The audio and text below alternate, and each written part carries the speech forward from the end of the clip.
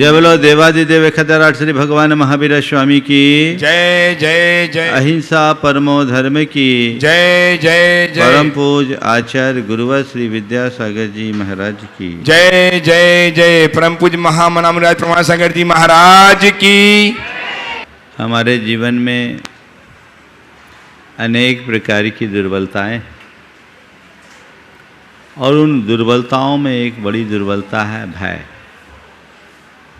डर जिसके मन में घर कर जाता है वो सहजता से जी नहीं पाता। यहाँ बात की जा रही है एक परमार्थी की। साधारण व्यक्ति के मन में अनेक प्रकार की काल्पनिक और वास्तविक भय बैठा रहता है, लेकिन जिसने परमार्थ के स्वरूप को जान लिया है उसके मन में कभी किसी प्रकार का भय नहीं होता। भय मुक्त चेतना का विकास जीवन की एक बहुत बड़ी उपलब्धि। हमें उसे अपने भीतर उद्घाटित करने का प्रयास करना चाहिए। सम्यक दर्शन के अंगों की चर्चा कल प्रारंभ की गई और उसमें पहला अंग निशंकित अंग है। उसका स्वरूप बताते हुए आचार्य कुंद ने कहा, सम्मा दिट्ठि जीवा निशंका होन्ति निर्भयातेन सत्य भय विप्प मुक्का जम्हा तम्हा दुनिशंका।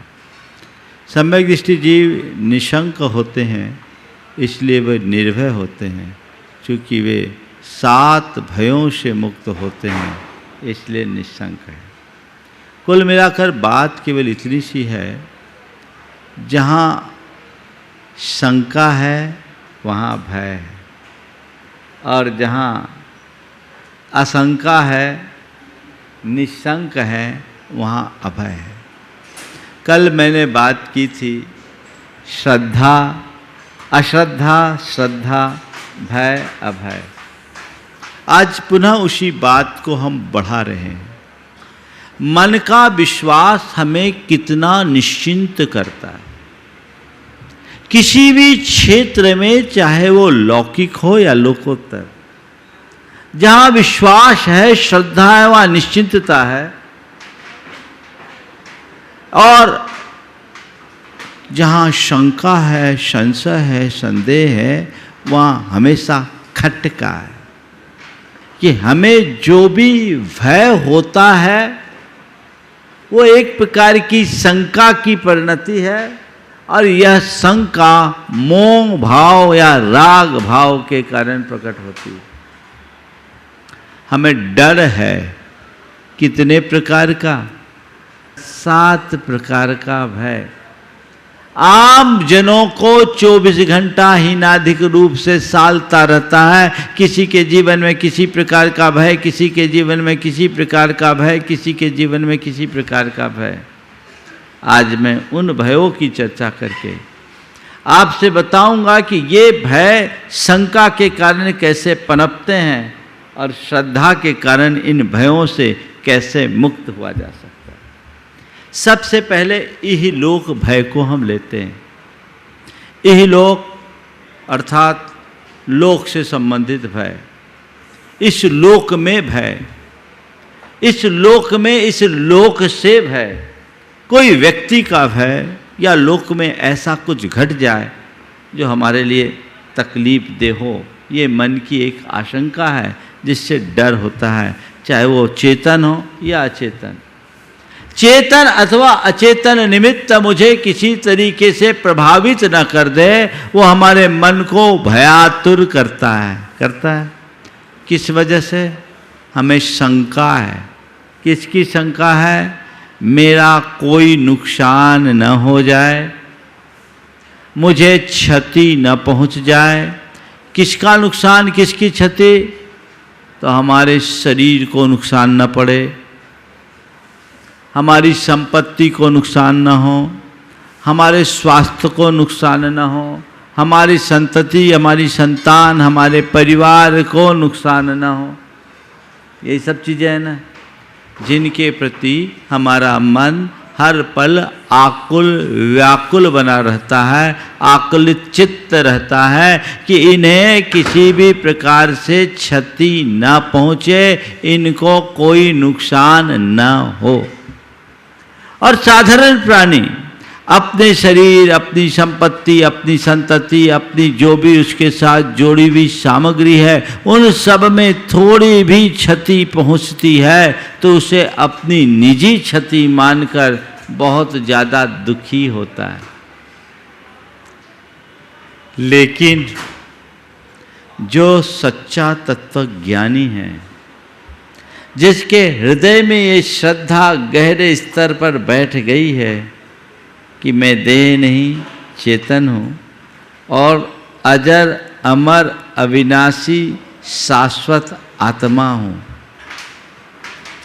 तो जो मैं हूँ वो शाश्वत हूँ, जो मेरा है वो शाश्वत है, उसमें न कुछ पाने जैसा है न कुछ खोने जैसा है, उसे न कोई बना सकता है, उसे न कोई मिटा सकता है, उसका न हित है न उसका अहित है, उसका न अच्छा है न उसका बुरा है, न उसका विकास है न उसका विनाश है।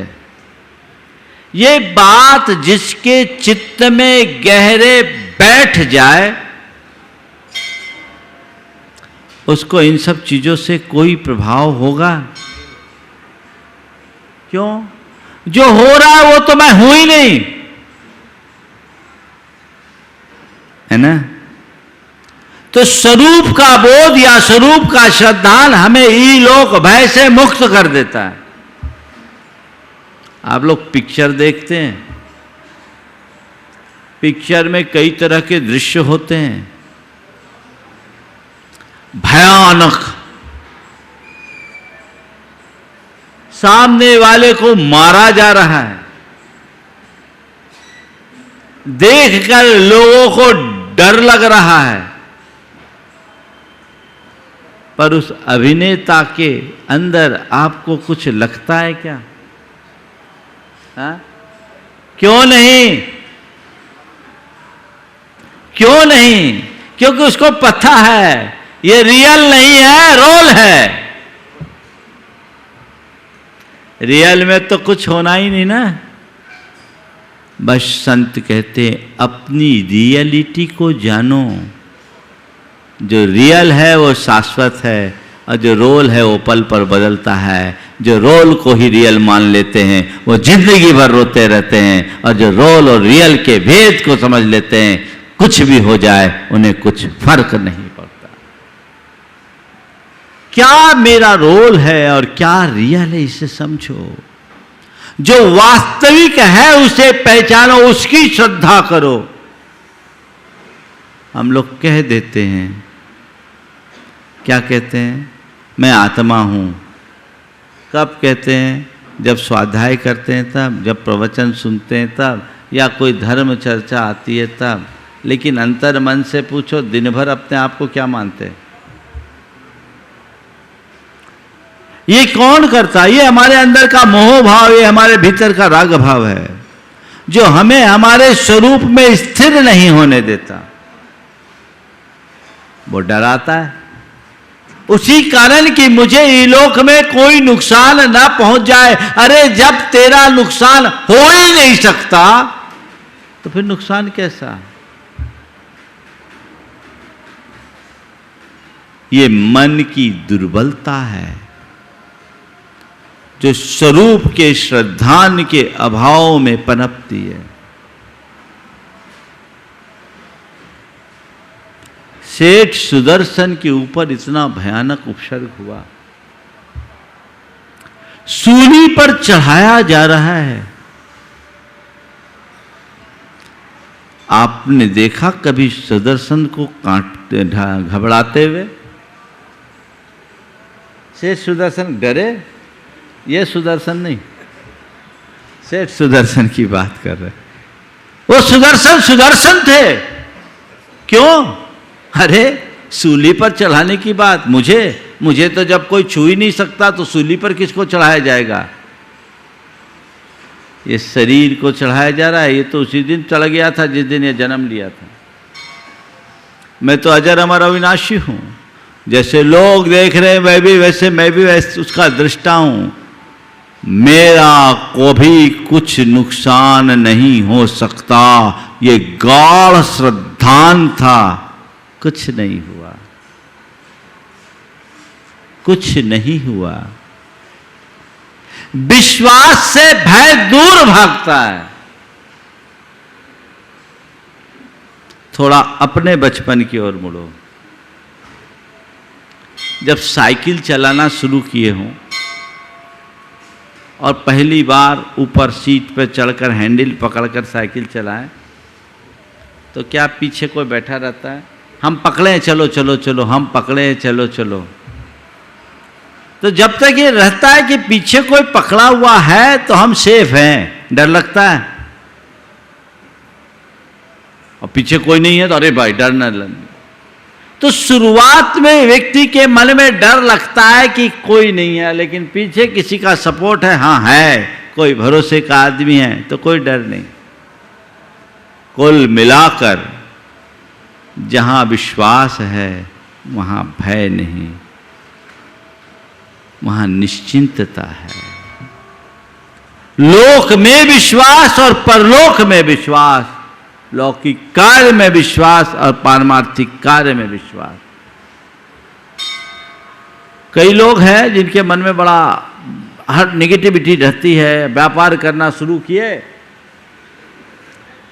हमें नुकसान ना हो जाए, हमें नुकसान ना हो जाए, पता नहीं व्यापार चलेगा कि नहीं चलेगा, शुरू तो कर दिए, चलेगा कि नहीं चलेगा, चलेगा कि नहीं चलेगा। बताओ, जिसके मन में एक कीड़ा काट रहा है, कुलबुला रहा है, वो कभी व्यापार में सफल होगा?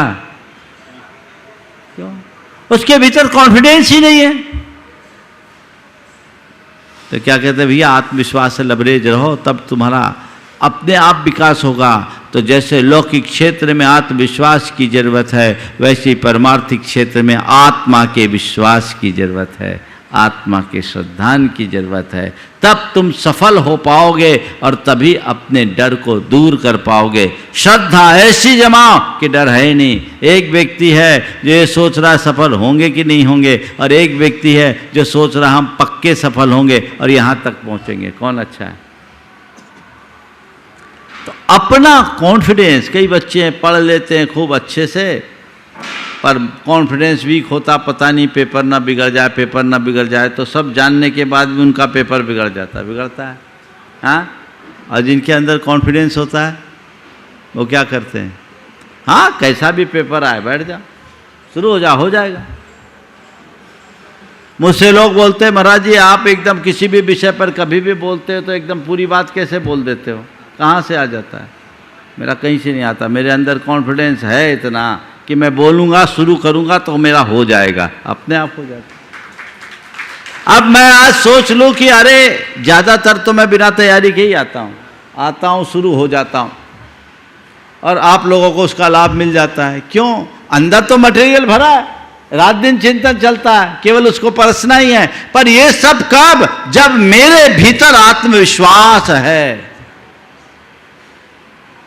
वो कमजोर पड़ जाए तो कुछ नहीं हो सकेगा। इसी तरह किसी भी क्षेत्र में आत्मविश्वास जब तक है तभी तक सब कुछ है। आत्मविश्वास खो गया तो सब कुछ खो गया।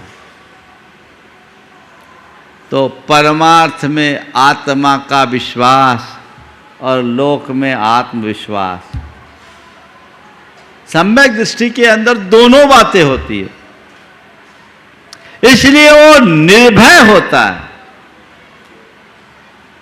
तो इहलोक भय मन में नहीं हो अगर तुमने अपनी आत्मा को जान लिया, श्रद्धान कर लिया। परलोक भय, कल मैंने इसके बारे में काफ़ी चर्चा की थी, आज ज़्यादा चर्चा न करके आगे बढ़ता हूँ। परलोक का भय यानी दूसरे व्यक्ति का भय, और परलोक का भय। पर कई लोग होते हैं जो बहुत घबराते हैं। देखिए, विश्वास लोगों का भय कैसे भगाता है। एक सज्जन को किसी ने कह दिया, तुम पर किसी ने मारण मंत्र का प्रयोग करके मूठ चला दिया, मूठ चला दिया। ये 1996 की बात है। वो आदमी डिप्रेशन में, पड़ोसी था उसका और दोनों का एक व्यापार था, और उन्हीं का व्यापार ज़्यादा चलता था। इस बड़ोसी का कम चलता था, उसके दिमाग में बिठाल दिया, ईर्ष्यावश उसने मुझ पर मारण मंत्र यानी मूठ चला दिया। वो घबराया, बोले महाराज जी मुझ पर मूठ चला दिया है, अब मैं क्या करूं, मेरा कुछ हो न जाए, हो न जाए। हम बोले होना होगा तो होगा, तेरा तो अभी हो गया, तो अपने आप मन से मर गया। जब उसने मुझसे बोला, मैंने कहा कुछ नहीं होगा, कोई मूठ नहीं है, चल मैं बताता हूँ। और मैंने उसको नमोकार मंत्र पढ़ा उसके सामने और एक्टिंग किया कि ये पूरी तरह सेफ है। थोड़ा साइकोलॉजिकल ट्रीटमेंट भी करना पड़ता। मैंने एक्टिंग किया और उसको कह देख तू पूरा सेफ हो गया। और मैंने कह दिया कि मैं नमोकार मंत्र पढ़ करके तेरे चारों तरफ सुरक्षा का कवच तैयार कर दिया हूँ, और इस कवच को, ये कवच अभेद्य है, इस कवच को दुनिया की कोई ताकत भेद नहीं सकती, तो विश्वास रख। और जब भी घर से बाहर निकल, नमोकार मंत्र पढ़ते हुए पूरे शरीर में हाथ फेर ले और ये विश्वास जगा ले, मेरे चारों ओर अभेद्य कवच तैयार हो गया, तेरा कुछ नहीं होगा। 1996 से 2021 हो गए, 25 बरस हो गए, आदमी भला चंगा। उसके मन में ये बात बैठ गई, क्या महाराज का आशीर्वाद हो गया, महाराज ने मुझे सुरक्षा कवच दे दिया। तो महाराज ने क्या दिया? तुम्हारे विश्वास ने दिया। महाराज क्या दिए? तो विश्वास अपना पक्का रखना चाहिए, उस विश्वास से सब कुछ असर होता है। मेडिकल साइंस भी बोलता है, एक प्लेसिबो इफेक्ट होता है, एक नोसिबो इफेक्ट होता है। कुछ भी दे दो और कहो देख तेरा काम हो जाएगा, सामने वाला विश्वास कर ले तो डिस्टिल वाटर भी उसके लिए अमोघ औषधि बन जाए। अरे और साधारण सी बीमारी, ये बीमारी बड़ी गंभीर है, इसका कोई इलाज नहीं, आदमी के ऊपर असर पड़ गया तो साधारण सी बीमारी में भी ऊपर पहुंच जाएगा। तो ये विश्वास में बहुत बड़ी ताकत है। लौकिक क्षेत्र में भी विश्वास से भरे रहिए और पारमार्थिक क्षेत्र में अपनी आत्मा का विश्वास हमेशा बनाए रखिए, तो न इलोक भय होगा, न परलोक भय होगा, न मरण भय होगा। सबसे ज़्यादा डर लोगों को मरने का होता है, लोग घबराते हैं, मर न जाए, मर न जाए, मर न जाए। तो अमर थोड़ी हुए, मरना तो है ही, किस बात का डरना। हम तो उस परंपरा में जन्मे हैं जहाँ हमें बचपन से ही पढ़ाया जाता है, सिखाया जाता है, क्या राजा राणा छत्रपति हाथी के असवार, मरना सबको एक दिन, अपनी अपनी बार। तो जब मरना सबको एक दिन अपनी अपनी बार है तो मरेंगे, डरने से क्या काम। जब मरना होगा तभी मरेंगे, जब मेरी बारी आएगी तभी मैं मरूंगा, बारी के पहले नहीं मर सकता। किसका डर? श्रद्धान पक्का रखो, जब तक मेरी आयु है मुझे कोई हिला नहीं सकता, और आयु पूरी होने के बाद कोई जिला नहीं सकता। देखो आयु का संयोग कैसा होता। दो उदाहरण बता रहा हूँ, एक सागर की और एक जबलपुर की। सागर में आज से लगभग 30 वर्ष पुरानी घटना है, आप लोगों को स्मरण में आ सकता है जो सागर के आसपास रहते हैं। एक चील एक सांप को पकड़ करके उड़ा जा रहा था। चील अपने पंजे में सांप को पकड़ करके उड़ा जा रहा था। अचानक रेलवे क्रॉसिंग पर फाटक बंद हुआ, लोग रुके, उस चील को देखने लगे। इसी बीच एक युवक स्कूटर से था, वो अपना एक पैर नीचे रखकर उस चील को देखा। इसी मध्य चील के पंजे से वो सांप छूटा। सांप गुस्से में था, वो युवक के पैर में डंस मारा, हाँ पैर में डंस मारा, और इसी बीच चील वापस आया, उतनी भीड़ में उस सांप को उठा के ले गया और युवक ऑन स्पॉट चला गया कुछ ही मिनटों। अब बोलो ये क्या है? ये क्या है? उस व्यक्ति की मृत्यु उसी के निमित्त से होनी थी, और सांप का इसी निमित्त से उतनी देर के लिए चील के पंजे से छूटना था। वो अपना काम किया और चला गया। बोलो किसका डर? और मैंने सुना है जबलपुर में एक व्यक्ति के पूरे शरीर में घाव और दुर्गंध, और वो कोई उसको पूछने वाला नहीं था, लावारिस जैसा था। किसी ने उसे कहा ऐसे करने की जगह जहर का इंजेक्शन दे दिया कि मर जाए, कहाँ भोग ना पाए, इस वेदना से तो बच जाएगा। पर विषस्य विषमौषधम, वो जहर उसके लिए अमृत का काम कर गया और उसके सारी बीमारी ठीक हो गई। अब बोलो क्या हो गए? अब क्या कहोगे इसको? सावधान पक्का रखो। अभी 3 साल पहले एक परिवार शिमला गया, उनके साथ उनका 2 साल का बच्चा था। वो एक घाटी में बच्चा हाथ से छूटा और 250 फुट नीचे गहरी खाई में गिर गया। ऊपर से 250 फुट गहरी खाई में गिरा और संयोग एक झाड़ी में अटक गया। इन लोगों का तो एकदम स्तब्ध रह गए, क्या करें। जब गए तो बच्चे को एक खनोच भी नहीं आई। अब बोलो क्या करोगे? हमने कहा हनुमान की कथा चरितार्थ हो गई। उस बच्चे को एक खरोंच तक नहीं आई। किसका डर? हाँ, भुज में भूकंप आया था तो मां तो मर गई और बच्ची 3 दिन तक जिंदा रह निकल गई। बोलो ये क्या है? इसलिए डरना नहीं, सतर्क रहना। आत्मा के स्वरूप का विश्वास जगते ही, श्रद्धा जगते ही सारा भय भाग जाता है। इधर आत्मविश्वास रखो, इधर आत्मा का विश्वास रखो। डर नहीं होगा, न इलोक का, न परलोक का, न मरण का, न वेदना का। बीमारी न हो जाए, ये बड़ी बीमारी है।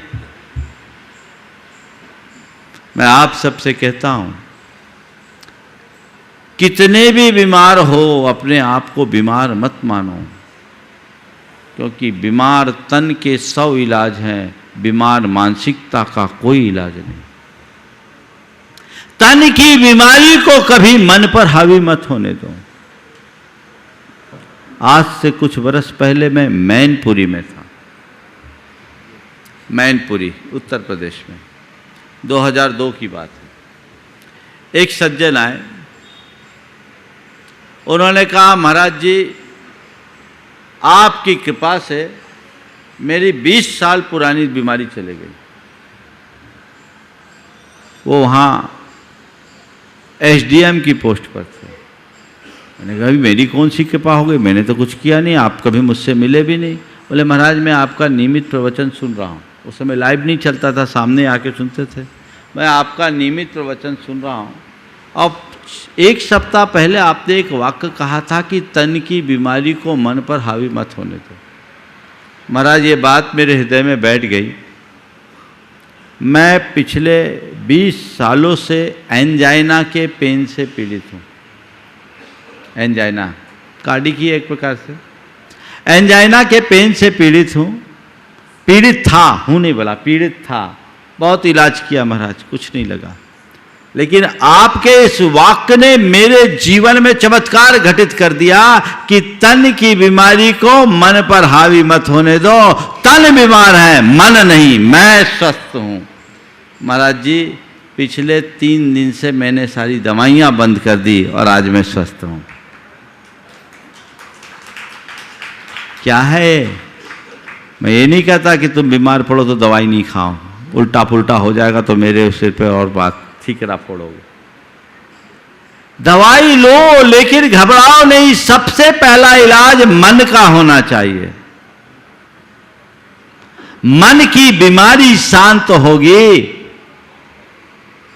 तभी आप तन को स्वस्थ रख सकोगे। डरो नहीं। पर कई है बीमार होने पर घबराए तो ठीक, बीमारी हो न जाए इसलिए घबराते हैं। एक युवक अपनी बहन को लेकर मेरे पास आया, वो डिप्रेशन में थी। क्या बात है? बहुत गंभीर डिप्रेशन। क्या हुआ? हुआ ये था कि उसकी एक सहेली थी, उसे वाइट स्पॉट हो गया। सहेली को वाइट स्पॉट हुआ, डॉक्टर को दिखाने गई। डॉक्टर ने बोला कि ये तो मेलानिन की कमी से होता है और ये किसी को भी हो सकता है। मेलानिन की कमी से होता है और ये किसी को भी हो सकता है। ये बात उसको लग गई, अरे तो कभी मुझे ना हो जाए, मैं इतनी सुंदर हूँ। वो कुछ सुंदर थी और जितनी सुंदर थी उससे ज़्यादा सुंदर अपने आप को मानती भी थी। क्या होता है, जितनी थी उससे ज़्यादा अपने आप को मानती थी। अगर मुझे हो गया तो मेरा क्या होगा? डिप्रेशन। अरे अभी बीमारी आई नहीं और तुमने अपने आप को बीमार मान लिया। मेरे पास लेके आया, मैंने उसे समझाया कि अरे ठीक है, होगा तो ऊपर की चमड़ी जाएगी और क्या जाएगा, एक परिणति गई, अंदर की बात देखो। दुनिया में बहुत सारे ऐसे लोग हैं जिनको सफ़ेद दाग है, तो क्या हो गया? दाग सफ़ेद हो तो कोई बुराई नहीं, जीवन में काला काम नहीं होना चाहिए। आत्मा का श्रद्धान करो। ये तो शरीर है, एक दिन चिता की राख में परिवर्तित हो जाना है, इसे तो भस्म होना है, नष्ट होना है, इसमें हाथ में कुछ नहीं है। मैंने अपने तरीके से उसे समझाया, वो ठीक हो गई।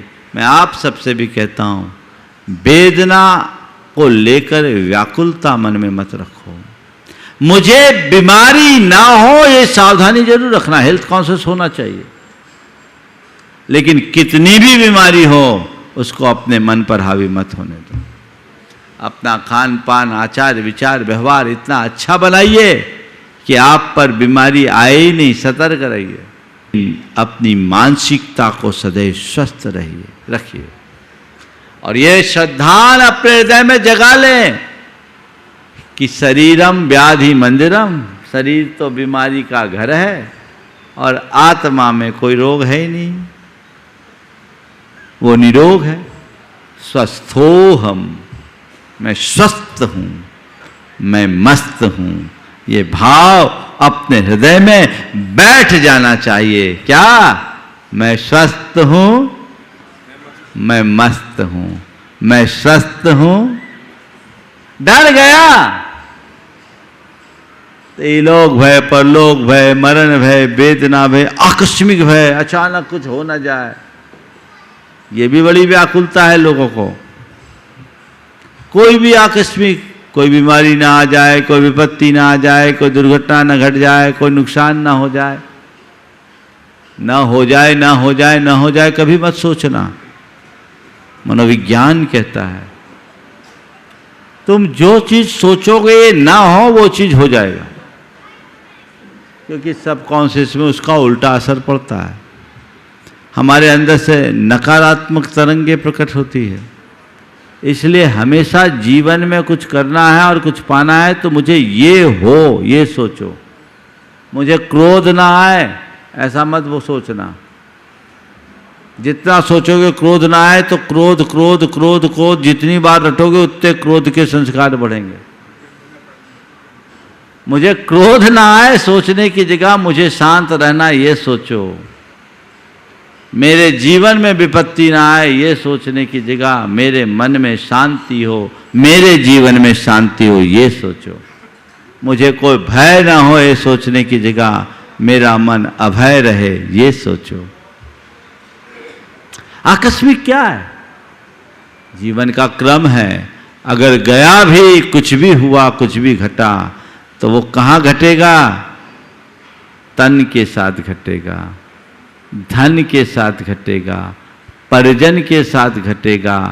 तुम्हारे चेतन के साथ कुछ भी घटने वाला नहीं है। वो तो जो है सो है। तो आत्मविश्वास, आत्मा का विश्वास, कर्म सिद्धांत पर श्रद्धा। संसार में जो कुछ भी है वो संयोगों से होता है और संयोग मेरे अधीन नहीं, कर्मों के अधीन है। ठीक है, कर्म का फल तो सबको भोगना पड़ता है, हम भी भोगेंगे, अनादि से भोगते आए, अभी भी भोग लेंगे। ये धारणा अपने हृदय में गहरी बना लीजिए। मन में कभी भय जन्य आतुरता नहीं होगी। बचाव रखना जरूरी है, पर इसका अर्थ ये नहीं सोच लेना कि महाराज जी ने तो कह दिया अब हमको डरना ही नहीं है। तो कोई कहे कुआं में कूद जाओ तो कूद जाओ, क्योंकि महाराज ने कहा डरना नहीं है। आग में फांद कूद जाओ, छलांग लगा लो, क्योंकि महाराज ने कहा डरना नहीं। चलती ट्रेन के नीचे आ जाओ तो आ जाओ, बोले डरना नहीं। ऐसी बुद्धिमानी मत दिखाना। बुद्धिमानी कहूंगा इसको आज के लोगों की, और क्या कहूंगा। ऐसी बुद्धिमानी मत दिखाना। जीवन के प्रति जागरूक और सतर्क रहना तुम्हारा कर्तव्य है, पर जीवन को लेकर के किसी भी प्रकार से डरना तुम्हारी दुर्बलता। जागरूकता हो, सतर्कता हो, सावधानी हो, सजगता हो, पर डर नहीं। डर किस बात? जो होना का सो होगा। ज्यादा से ज्यादा बुरा क्या होगा? मरोगे। बोलो, इस जीवन में ज्यादा से ज्यादा बुरा क्या होगा? मरना ही होगा ना। तो एक ही बार तो मरना है, मरना तो है ही। बोलो, है ऐसा आदमी जो बोले कि हमको कभी नहीं मरना? नहीं, अभी नहीं मरना, कभी नहीं मरना ऐसा तो नहीं कहते, लेकिन अभी नहीं मरना। तो तुम्हारे सोचने से तुम्हारा जीवन तय हो जाए तो तुम डेट तय कर लो कि मुझे इस डेट में मरना, उसके पहले नहीं मरना। है कोई ऐसी व्यवस्था? बोलो, ऐसी डेट फिक्स कर लो। तुम सब चीज की डेट फिक्स कर सकते हो। कदाचित आजकल तो जन्म की डेट फिक्स होने लगी, शादी की डेट फिक्स होने लगी, तलाक की डेट भी फिक्स होने लगी, पर मौत की डेट फिक्स नहीं है ना? सब है। मौत की डेट सुनिश्चित नहीं की जा सकती। दुनिया में एक ही चीज ऐसी है जो एकदम निश्चित है, और एक ही चीज ऐसी है जो एकदम अनिश्चित है, वह है मृत्यु। मृत्यु होगी ये निश्चित है, पर कब होगी ये एकदम अनिश्चित है। कब किसके साथ क्या आ जाए कुछ नहीं कर सकते। श्रद्धान अगर पक्का बना रहे तो जीवन में कभी किसी प्रकार की कठिनाई हो ही नहीं सकती, डर आ ही नहीं सकता। किस बात का डर? सतर्कता के साथ मुझे चलना है, समझदारी पूर्ण व्यवहार करना है, लेकिन घबराना नहीं है। घबराहट एक बड़ी दुर्बलता है, इससे बचना है। आजकल तो कई लोगों को बीमारी है घबराहट की, हार्ट बीट बढ़ जाती, बड़ी घबराहट होती है। ये एक प्रकार के डिप्रेशन के ही लक्षण है। अगर आपके अंदर ये तत्व ज्ञान हो तो आपका सारा डर पल में छूमंतर हो सकता है। एक सज्जन मेरे संपर्क में है, उनको एक बात का डर रहता था, बहुत गहरा डर, और आप भी सुनोगे कैसा डर। डर केवल एक बात का कि मेरा बेटा मेरी संपत्ति न हड़प ले। बेटे से डर। आज ही एक सज्जन आए, बोले हमारा बेटा हमारी संपत्ति हड़प के बैठा। ऐसा होता है, आजकल के कलयुगी संतान ऐसी हैं। उन्हें इस बात का डर कि मेरा बेटा मेरी संपत्ति न हड़प ले। मेरे पास आया, मैंने पूछा ये बताओ मरने के बाद आपकी संपत्ति किसकी होगी? बोले महाराज एक ही बेटा है, उसी की होगी, दूसरी कोई संतान नहीं, न बेटा न बेटी, एक ही बेटा, लेकिन डर है मेरा बेटा मेरी संपत्ति न हड़प ले। मैंने कहा ये बताओ मरने के बाद तुम्हारी संपत्ति किसकी होगी? महाराज वो तो बेटा की होगी। तो हमने कहा ये क्यों सोचते हो कि मेरा बेटा मेरी संपत्ति न हड़प ले? जीते जी बेटे को दे दो, ये सोच लो मैंने दे दिया, हड़पेगा क्या? तुम्हारे द्वारा जोड़ी हुई संपत्ति तुम्हारी असली संपत्ति नहीं। तुम्हारी असली संपत्ति तो तुम्हारे भीतर का पुण्य है, तुम्हारे भीतर का गुण है। जब तक तुम्हारे भीतर का पुण्य वैभव है, जब तक तुम्हारे भीतर का गुण वैभव है, तुम सब कुछ खो करके भी पा सकते हो, और यदि तुमने वो खो दिया तो सब पा करके भी खो जाएगा। इस पर विश्वास रखो। सब चला जाएगा तो भी आ जाएगा। जिसके अंदर कर्म सिद्धांत पर भरोसा होता है वो कल को लेकर के चिंतित नहीं होता। कल क्या होगा, ठीक है चला गया, जो कल देगा वो कल की व्यवस्था भी देगा। ऐसे ही निर्भय निश्चिंत होकर के चला जाता है। मेरे संपर्क में एक युवक है, देखो सम्यक दृष्टि की परिणति कैसी होती। चिंता उसके मन में हावी नहीं होती। दो भाई, माता पिता किसी बात से नाराज हो गए। नाराज क्या हुआ, उनकी ज़्यादा धार्मिक क्रियाओं से उनको असंतोष था और एक दिन कह दिया निकल जा घर से। पति पत्नी दोनों ने अपने माँ बाप के चरण छुए और कहा हम आपकी आज्ञा का पालन कर सके ऐसा आशीर्वाद दें। हम आपकी आज्ञा का अनुपालन कर रहे हैं, आज हम घर से जा रहे हैं। बस एक निवेदन है, जब भी हमारी ज़रूरत पड़े आप हमें याद करें। अच्छा खासा संपन्न घराने का युवक जिसकी करोड़ों की संपत्ति है, अचानक घर से निकल जाने का आदेश, और वो सहर्ष स्वीकार रहा है। आधुनिक युग का राम कहूं तो गलत नहीं। और कुछ नहीं लिया। पति पत्नी दोनों ने अपने दो दो जोड़ी कपड़े लिए। निकला तो कुल जेब में 500 रुपये थे। चला, कुछ दिन अपने मित्र के यहां गया, वहां रुका। लोगों ने बोला तुम ऐसे ही निकल गए, तुम्हारे पास कुछ नहीं, कुछ तो आगे पीछे के लिए सोचते। बोले क्या सोचता, किसका सोचूं? जो था वो चला गया, जो होना होगा होगा। मैं उसे अपना धन नहीं मानता जिसे मैं छोड़ कर आया। मैं अपना धन उसे मानता हूं जो मेरे भीतर है। यदि मेरे पुण्य का योग होगा फिर खड़ा हो जाएगा। उफ किए बिना वो व्यक्ति गया। गुडविल अच्छी थी, हुनर अच्छा था, उसकी मित्रों का सर्किल भी बहुत अच्छा था। सबने कहा कोई बात नहीं, अपन फिर नए सिरे से, बोले नई गिनती शुरू कर लेंगे, क्या बात हो गई। रियल एस्टेट की कंपनी बनाई। ये घटना 2003 की, 3-4 के आसपास की। और रियल एस्टेट की कंपनी में ये रहा। लोगों ने पैसा लगाया, इसने अपना दिमाग लगाया। और 2004 से 7 के बीच में जो रियल एस्टेट का बूम था ना, उस आदमी ने करोड़ों रुपए पैदा कर दिए और आज एक बड़ी कंपनी का मालिक है। उससे जब पूछा गया, लोगों ने पूछा तुमने ये सब कैसे कर लिया, ये कैसे पाया, तो उसने एक ही बात कही, तत्व ज्ञान के बल पर। श्रद्धान था, स्वाध्यायी। आज वो बहुत आगे है, व्रती जीवन जी रहा,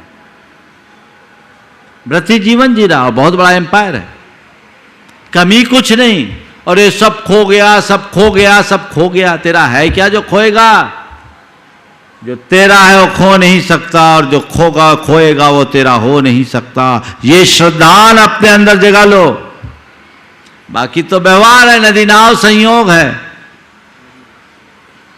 आज है, कल रहे न रहे कोई जानता नहीं। और देखो दूसरा एपिसोड, इसके बाद जिस भाई के कहने से माँ बाप ने इनके साथ नकारात्मक व्यवहार किया, अंत में वो भाई भी अपने माँ बाप को धोखा दे दिया और उसने ही अपने माँ बाप को की पूरी सेवा की। पिता तो नहीं है, माँ है, और आज माँ की पूरी सेवा वो कर रहा है, उतनी ही उदारता से। कर्म का खेल है, इसे जो समझता है वह कभी विचलित या चलायमान नहीं होता।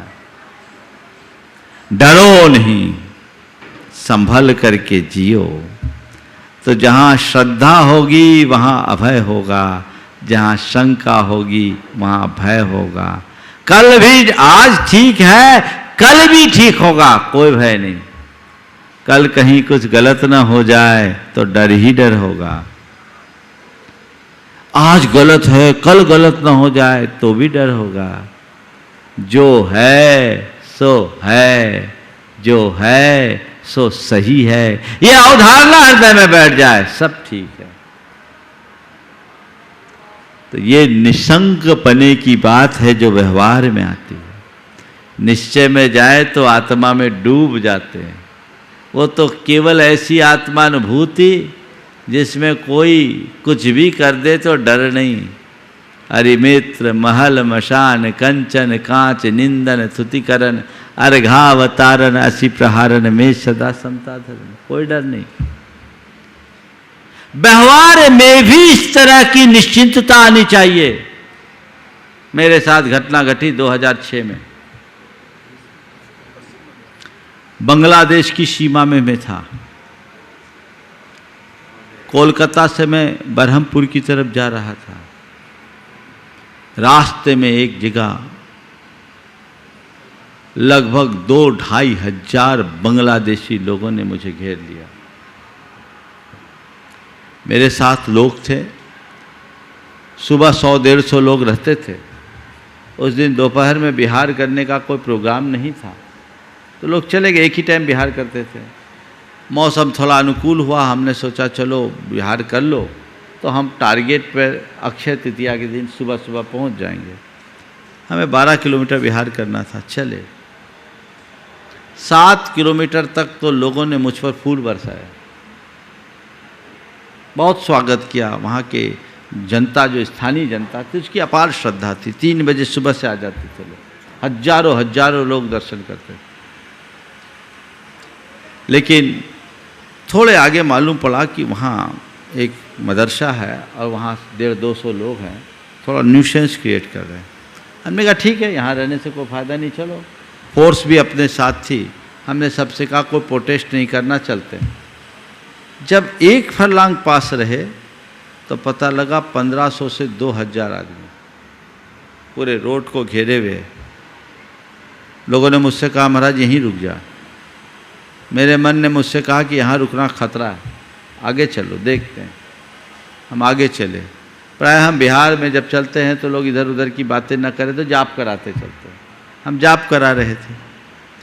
वो पूरी भीड़ को लोगों ने तो ऐसा किया जैसे भीड़ एकदम छट गई हो, रास्ता बना। मैं करीब 50 मीटर आगे चला गया। लेकिन उस पूरे के पूरे 1500 से 2000 लोगों की भीड़ को 15-20 लड़के जो 20-22 साल के थे वो लीड कर रहे थे। इसी बीच एक बस आ गई। बस को लोगों ने आड़े लगा लिया और मुझे घेर लिया। उस समय कोलकाता की महिलाएं थी, उनने पहले मुझे घेरा। पुरुषों की एक लेयर, उसके बाद 2 लेयर महिलाओं की, और उसके बाद पुरुष। सब जितने लोग थे मुझे घेर लिया। उनके हाथ में घातक अस्त्र थे। मौत सामने थी। लेकिन उस घड़ी मेरे मन में न तो भय हुआ न क्षोभ। मैं सहज भाव से जानता और देखता रहा। मेरे मन में केवल एक ही बात आई कि इस आयु का अंत इनके निमित्त से होना होगा, तो आज जो होगा सो हो जाएगा। मेरी समाधि तो है, मैंने संक्षेप प्रत्याख्यान कर लिया था। और मेरी आत्मा को तो ये छू ही नहीं सकते। मेरे मानस में एक ही गाथा आचार्य कुंद कुंद की गूंज रही थी। छिज्जदुआ भिज्जदुआ अहो जादु विपलयम जम्मा तम्मा गच्छदु तहा विना परिग्रहो मध्य।